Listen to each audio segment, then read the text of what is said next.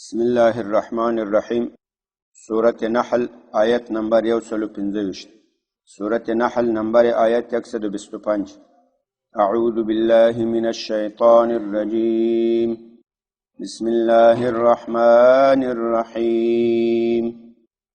ادع إلى سبيل ربك بالحكمة والموعظة الحسنة وجادلهم بالتي هي أحسن إن ربك هو أعلم بمن ضل عن سبيله وهو أعلم بالمهتدين وإن عاقبتم فعاقبوا بمثل ما عوقبتم به ولئن صبرتم لهو خير للصابرين واصبر وما صبرك إلا بالله ولا تحزن عليهم ولا تك في ضيق مما يمكرون إن الله مع الذين اتقوا والذين هم محسنون. بسم الله الرحمن الرحيم. ادعو الى سبيل ربك بالحكمة والموعظة الحسنة. دې آیت مناسبت په دې صورت کې هغه په دې طریقه سره ده چې دې صورت کې مشرکینو باندې رد وسو، په يهودو باندې رد وسو، او دا ټول ردونه ډېر په ښه طریقه په وضاحت او په استدلال او په دې سره وو. نو الله تعالی نبی علیه الصلاۃ والسلام ته امر کوي او بیا ټول امت مسلمه ته چې تاسو به د الله تعالی لارې ته همداسې په علم، په ښایسته وعظ، نصیحت او مباحثې سره خلک دعوت کوي، لکه دې صورت کې چې څنګه دلایل ویل شوي دي. بې جایه یو بل باندې اعتراضات کول یا کنځلې کول یا یو بل ته غلط نسبتونه کول، دا د اسلامي دعوت د اسلامي تبلیغ طریقه نه ده. الله تعالی فرمایي ادعو، دعوت کوه، الى سبیل ربک، لارې د خپل پروردگار ته چې هغه د اسلام لاره ده، هغه د توحید لاره ده، بالحکمت، په حکمت سره. حکمت دې مختلفې معناګانې سوي. حکمت معنا سنت هم سوي، په سنت طریقې سره د نبی اسلام د طریقې مطابق. حکمت د دې معنا په علم سره هم سوي، مضبوط علم، محکم علم، یعنی په ښه علم سره د الله لارې ته دعوت کوه.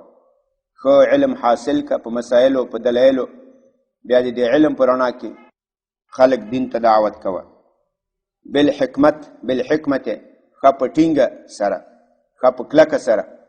والموعظه، او خلکو ته وعظ کوه په وعظ الحسنه، ښایسته سره. موعظه دا لوعظ یعظ وعظا فهو واعظ. واعظ نصیحت کون کی توای، وعظ دا نصیحت توای. موعظه الحسنه په ښایسته نصیحت سره، یعنی یو چاته چې دعوت کوي هغه ته په ښایسته طریقه سره وعظ کوه، په ښایسته طریقه سره ورته نصیحت کوه، ورته وایي وروره، ملګرې، انډیواله، بیا هغه ته خبر شروع که. داسې نه یي چې وارله وارې را چپه کې تر وعظ نه مخکې هغه ته سکان ورکې او بد و رد ورته ووایې، هسې بیا څوک خبرې ته غوږ نه نیسي. والموعظة، او په نصیحت سره، الحسنه، ښایسته سره. وجادلهم، جادل دا امر ده، لجادل یجادل مجادلة، فهو مجادل باب مفاعله ده. دا مناظرې ته وایي، دا مباحثې ته وایي، دلائل ویلو ته وایي. وجادلهم، او دلائل ووایه له دې مخالفینو سره، که یهود دي، که نصارا دي، که مشرکین دي، که نور دي، له دې سره دلائل ووایه. بالتي، په هغه طریقه، هي احسن، چې هغه ډېره ښایسته طریقه وي. لکه نبی علیه الصلاة والسلام به له یهودو، له نصاراو، له مشرکینو له دې سره به مناظرې کولې، مباحثې به کولې. سورت آل عمران کې د دې موږ پوره تفصیل کړی و. له نجران نه د نصاراو یو لوی جماعت راغلی و، تقریبا 4 کسان و، یو څو کسان پکې مشران ول، 14 کسان د نبی اسلام مناظرې ته راغلي ول. نبی اسلام له دې سره مناظره وکړه. مناظرې څو ورځې وخت ونیو. آخر سه په ټولو دلایلو کې دی ملزم کړل، ملامت کړل. بیا نبی اسلام ورته ویل وای نور دې موږ تاسې منځ کې دلایل نتیجه نه ورکوي، نور به موږ تاسې مباهله کوو. مباهله دې ته وایي چې زه به خپل بچان ماشومان زنانه راوباسم، تاسې هم بس په دې میدان به کینو، الله ته به سوال وکړو چې یا الله په مونږ کې هر څوک دروغجن وي هغو باندې لعنت نازل که. نبی اسلام راووتل.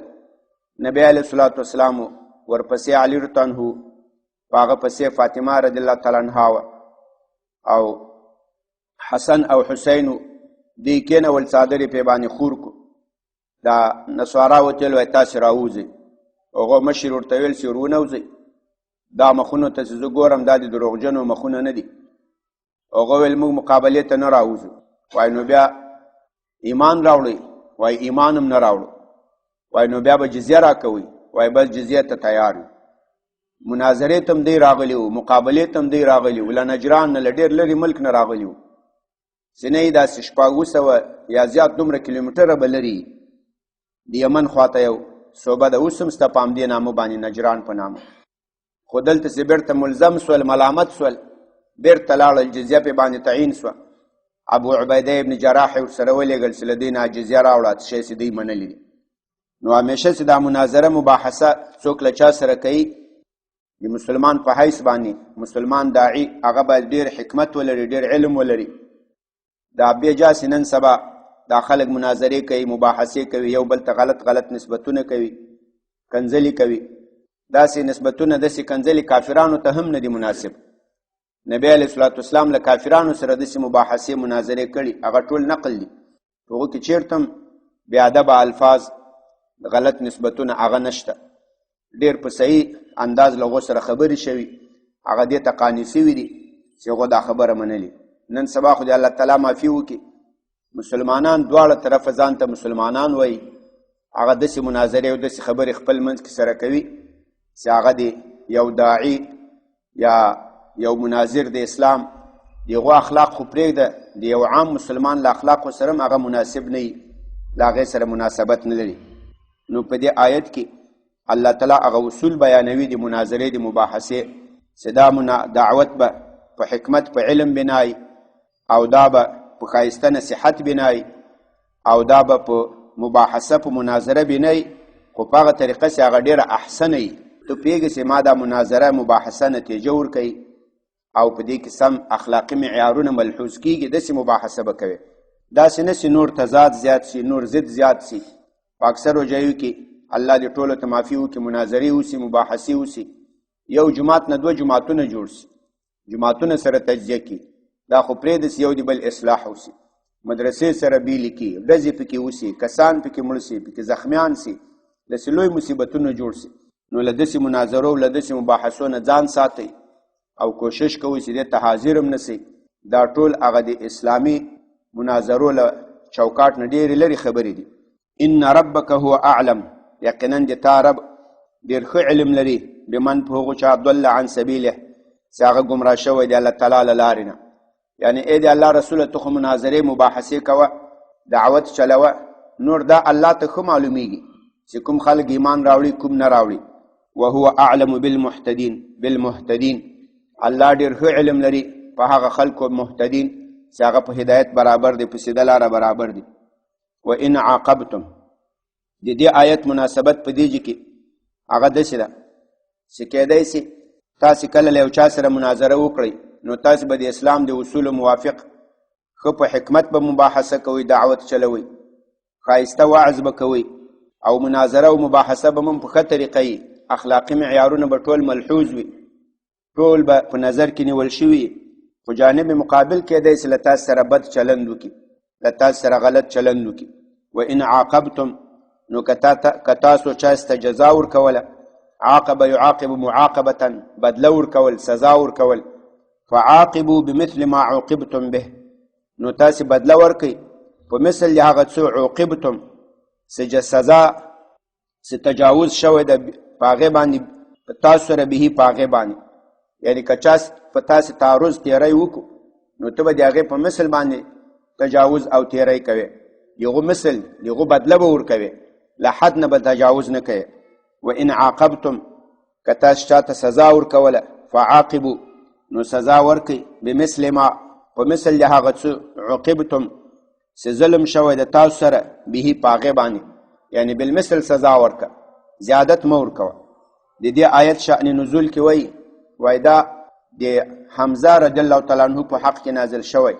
طبراني یو روایت نقل کړی، وایي نبی اسلام چې حمزه رضی الله عنه ولیدل چې د احد په غزوه کې دی شهید سوی و او بیا د ده سینه څیرې سوی وه، د ینه جګر دا رایستل سوی و او پوزه غوږونه دا ورته کټ سوي و او ډېر غلط چلند ورسره سوی و.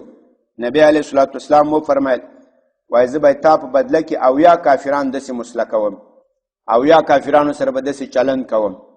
الله تعالی دا آیت نازل کو چې نو دا خو یو کس و، نو تاسو ته خو که حق لري په یو کس به حق لري چې هغو ته داسې سزا جزا ورکړئ. هغه 80 خو دا کار نه ده کړی، یک نفری کار کرده بود، نو ته که جزا ورکوې سزا ورکوې دا به یو ته ورکوې. ولئن صبرتم او که چېرته تاسې بیا نبی اسلام له خپلې خبرې نه واوښتل، هغه خپلې خبرې نه منصرف سو، بلکل له یو کافر سره داسې مقابله دا ونه کړه. دا نن سبا که چېرته یو چا له چا سره ظلم کړی نو دی په هغه ظلم کې بالمثل حق لري. مثال یو څوک راسي د چا زوی د چا پلار مړ کړي، ته به صرف په دې قاتل پسې ګرځې، دا چا چې تا پلار مړ کړی زوی مړ کړی، ته به دا قاتل نیسې، دا قاتل به په اصلاح په دې به دعوه کوې، دا به مړ کوې، دا داسې به نه کوې. لکه دا موږ تاسې پښتنو کې الله دې ټولو ته معافي وکړي، هدایت وکړي. دا اوس یو کس راسي په بل کس کې قوم کې یو سړی مړ کړي، بس دی هم په هغې کې یو سړی مړ کوي، اتې قاتل ماتل غم کې نه وي. نو که چېرته کله داسې مثال دغه زوی راغلی وي، د ده زوی مړ کړی، دی ورسې دغه پلار ورته مړ کړي، کله یې تره مړ کړي، کله مثال کور دروازه کې ګیټ کې بم ورته کېږدي 4-5 پکې والوځئ، بیا دا نور پښتانه وایي دا د ولا آفرین بدل یې واخیستل، دې ته نر سړی وایي، د مور شیدې حلالې کړې، شیرې مادره به خود حلال کړ. هغه بیا راسې د ګاډي ته مین کېږدي، یو دی پکې والوځي، یو 3 نور پکې والوځي، بیا هغه بیا دا نور خلک وایي آفرین دې په دې باندې، ولا دې ته پښتون وایي، د مور شیدې حلالې کړې، 4 پکې والوځول. دا ټول ناروا طریقې دي. یو چا پښتنو پسې ټوکه جوړه کړې وه، وایي زه په ګاډي کې ورسره سور وم، وایي ما ته یې ویل داسې روانولو چې دلته د موږ به دیداران دي، ځان لږ غلی کوه، بل کالما ډزې پې وکړه میلمه مې مړ کړو، هسې نسې استاره چې مړ کړي، نو کله کله میلمه هم سر پکې وخوري. نور دا نه ده معلوم چې ما سره ظلم چا کړی، نو چا ظلم د سره وکړي ته به بالمثل ظلم کوې، ته به بالمثل جزا ورکوې، زیادت به نه کوې. زیادت که دې وکړو دا تا ظلم وکړو، ظالم ته به جزا او سزا ورکوې، په ظالم پسې به ګرځې. وان عاقبتم که تاسې سزا او جزا ورکوله فعاقبو نو تاسې جزا سزا ورکوئ په مثل د هغه څه عوقبتم چې هغه ظلم شوی ده تاسو سره به په هغې باندې. ولئن صبرتم او که صبر وکړئ، معافي وکړئ، لهو خیر للصابرین، دا معافي کول، دا صبر کول، دا ډېر غوره د صبر کوونکو ته. نبی اسلام بیا صبر وکړو، هغو بیا دا خلک یوه ته هم جزا ورنه کړه. دغه زنانه چې د حمزه رضی الله عنه سینه یې څیرلې وه، د حمزه رضی الله عنه هغه ینې رایستلې وه، په هغې یې چک لګولی و، دندان ګزیده بود. دا نبی اسلام ته راغله د فتح د مکې کې بیعت کول. نبی علیه الصلاة والسلام ورته وایي بیعت وکړئ په دې باندې چې موږ به الله سره شریک نه نیسو. هغې ورته وویل وایي یا رسول الله که دې موږ خدایان وایي ته به نه فاتح کېدې. معلومه ده چې هغه خدایان نه ولو، هسې شیان. بیا یې ورته وایي بچیان به نه وزنئ، وایي بچیان به نه وزنو، وایي بچیان خو موږ وزېږول، خو تا په بدر کې مړه کړو، موږ لوی کړو غټم کړو، تا په بدر کې مړه کړو. داسې بیا وایي غلا به نه کوئ، وایي زه خو نورې غلاګانې نه کوم، خالیا خاوند مې ډېر کنجوس ده، له هغو چې لږ روپۍ راپټومه، مطلب یې خپل خاوند له ابو سفیان، وایي بس دونه جنې راخلسې تا او د تا د بچیانو بس کېږي. تر دغه وخته نبی علیه الصلاة والسلام نه پېژندله. بیا یې ورته وایي ته هند یې؟ وایي اوس زه هند یم. نو هېڅ هم نه ورته وویل، نه جزا ورکړه نه سزا ورکړه، د هغې نوم هند ولو، جزا او سزا یې ورنه کړه، معافي یې ورته وکړه. او که تاسو صبر وکئ لهو خیر للصابرین، دا ډېر غوره ده لپاره د صبر کوونکو. نو په داسې مسایلو کې په یو بل حدیث شریف کې راځي نبی علیه الصلاة والسلام فرمایي وایي 3 خبرې دي زه پې قسم کوم، یعنی دا 3 داسې خبرې دي چې زه په قسم سره وایم چې دا همداسې دي بل ذاتې نه دي. یو په هغو کې وایي دا ده ما ظلم عبد بمظلمة، وایي نشته یو بنده چې په ده باندې ظلم وسي او په ظلم سره فصبر علیها دی په هغې باندې صبر وکړي، په دې ظلم صبر وکړي بدل وانخلي، الا زاده الله بها عزه، مگر الله به دته دې په بدل کې عزت ورکړي. دا موږ تاسې خو چې په چا ظلم وسي هغه صلح وکړي یا جوړه وکړي یا عفو وکړي، دا خلک وایي داسې بې غیرته وو، داسې بې ایمانه وو، پښتو یې وشرموله، قوم یې وشرمول، پیغورونه ورکوي. نبی اسلام وایي زه قسم کوم چې الله به دته عزت ورکړي، دته به شرف ورکړي. دا اکثر دا قتل و قتال ته دا نور خلک باعث کوي، دا قوم و قبیل دا یې باعث کوي. نو په دې پسې د خلکو خبرو پسې مه ګرځئ، داسې آیاتونو ته رجوع وکړئ، احادیثو ته رجوع وکړئ چې په دې کې د صبر ستاینه سوي ده. الله خپله د عزت نبی اسلام د دې سړي په عزت باندې قسم کړی چې الله به دته عزت ورکوي. نبی اسلام چې په یو خبره قسم وکړي هغه بیا دروغ نه وي، هغه بیا همغسې لهو خیر. نو کم دا صبر وکړو یعنی هغه ظالم ته معافي وکړه، ګذشت هم وکړو، تاکو قدرت درلود چې هغو ته سزا جزا ورکړي. لهو خیر للصابرین، دا ډېر غوره د لپاره د صبر کوونکو. واصبر، نبی علیه الصلاة والسلام تم صبر کوه. نبی اسلام سره هم خلکو ډېر ظلمونه کړي او ډېر تعدا یې کړې وه، وایي ای نبی اسلام ته صبر کوه. وما صبرک الا بالله، او د تا صبر به نه وي مګر د الله په توفیق سره به وي. دا صبر د الله په توفیق حاصلیږي. په صبر کې به سړی الله ته سوالونه کوي، که نه نور خدا شیطانان په سړي پسې وي، دا انسي شیطانان، جني شیطانان په زړه کې وسوسې اچوي، قسمه قسم خبرې درته کوي. انسي شیطانان په خارج کې کیسې درته کوي، په مجلسو کې درته ناست دي، انتقام و بدل و دې ته ظلم ته دې باعث کوي. نو تا صبر به د الله په توفیق کېږي، ته به له الله نه سوالونه کوي. انبیاو ټولو په دې ارتباط باندې په ظلم مقابله کې ډېر صبر کړی. یوسف علیه السلام قسم وویله، هغو سره څونه لوی لوی ظلمونه وسولو او نږدې خلکو ورسره وکړو، خو د ټولو ته معافي کړي. کله چې په خپل ورونو باندې ښه قدرت هم و سلطه هم وه، نو هغه ورونو ورته وویل وایي په الله قسم چې الله تا ته په موږ باندې ترجیح را کړي، ته یې په موږ باندې بهتره کړی. نو دی ورته وایي چې الله لا تسریب علیکم اليوم، په تاسې نن ملامتي نسته، یغفر الله لکم، الله دې تاسې ته معافي وکړي. ملامتي قدر هم نه پې وویله، دا خو پرېږده چې یو وارې کوی ته ورخطا کړي. نه یعنې زه به نور دا خبر درته یادوم هم نه، الله دې تاسې ته معافي وکړي، الله دې تاسې ته مغفرت وکړي. دارنګه نبی اسلام چې کله مکه فتح کړه، 2000 مشرکین ټول د نبی اسلام په حضور کې ولاړو. نبی اسلام ورته تقریر شروع کړو، بیان یې ورته شروع کړو. په اخر کې ورته وایي ما تظنون انی فاعل بکم، تاسې څه سوچ کوئ زه به ستاسې سره څه معامله کوم؟ تاسې خو 14 کاله په مکه کې زه د مانډیوالان ووهلو وټکولو، بیا چې درنه هجرت مو وکړه 8 کاله په مدینه کې ما پسې راتلی، د بدر غزا، د احد غزا، د خندق غزا، جګړې هم را باندې وکړې. اوس خو ټول د ما زیر دست یاست، څه کار به زه در سره وکړم؟ 21 کاله ما سره دښمني وکړه. هغه مشرکین ورته وایي اخ کریم وابن اخ کریم، وایي ته به له موږ سره د مهربان رور او د مهربان وراره چلند وکړې. نبی اسلام ورته وایي اذهبوا انتم الطلقاء، وایي ځئ لاړ شئ، د ما لخوا ټول آزاد یاست، لا تثریب علیکم اليوم، هېڅ ملامتي په تاسې نشته. هغه د یوسف علیه السلام خبرې ورته وکړه. نو دا صبر چې حاصلیږي، دا صبر کوه. وما صبرک، او د تا صبر به نه وي الا بالله مګر د الله تعالی په توفیق سره. ولا تحزن علیهم، او ډېر مه خفه کېږه په دې کافرانو باندې. دا دوی چې دونه مکرونه کوي، چلونه کوي، طریقې کوي، کته منډې وه پورته منډې وه، دسیسې جوړوي، پروګرامونه جوړوي، دې ته ډېر خفه کېږه مه. ولا تکو فی ضیق، او ته مه ګرځېږه په تنګسیا کې، ته په زړه کې تنګسیا مه راوله، په ځان بوج مه راوله. مما د هغو چالونو فریبونو یمکرون، چې دوی د هغو مکر کوي، د هغو غلط تدبیرونه کوي. ته په الله باندې بروسه کوه، صبر کوه.